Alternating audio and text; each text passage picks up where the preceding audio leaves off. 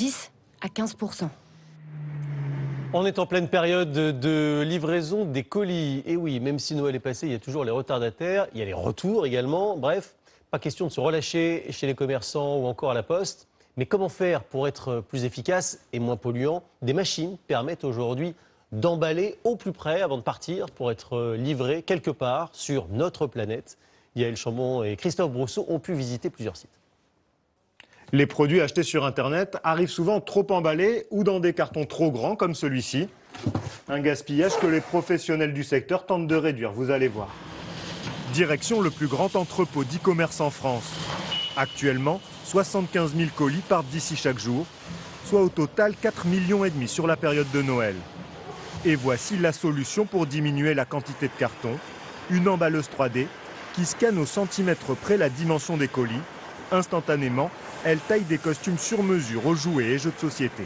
La machine va découper le carton en fonction des dimensions et on va venir emballer le colis exactement aux dimensions des deux produits pour avoir un colis optimisé avec zéro vide.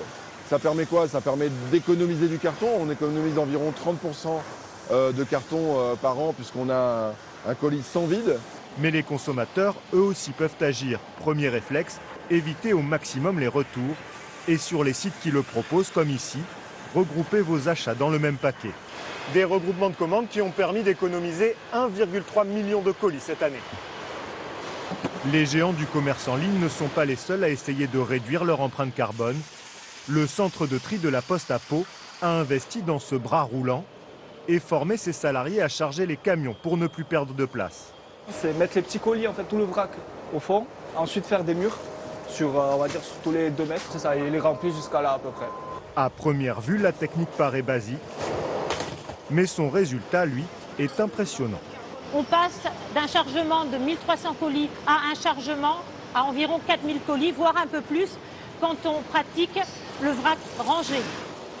Cette méthode de rangement permet de charger 3 fois plus de colis dans ces camions. Il y a donc 3 fois moins de camions sur les routes.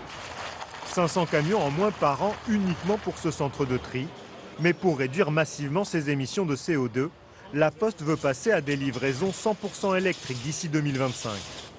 L'entreprise possède déjà le plus grand parc européen de véhicules électriques, 37 000 voitures, scooters et même vélos cargo, très appréciés par les agents. Ça change totalement la vie. Comme vous pouvez voir, on est en hypercentre, on a une facilité de circulation. Et même ceux qui n'ont pas l'habitude de commander sur Internet apprécient le changement. Oui, bonjour, c'est le facteur.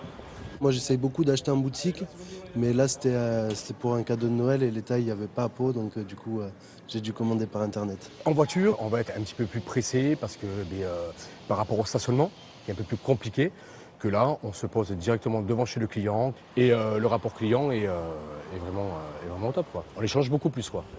En France, plus d'1,5 milliard de colis sont livrés chaque année. Vous sentez-vous bien en sécurité dans les transports ?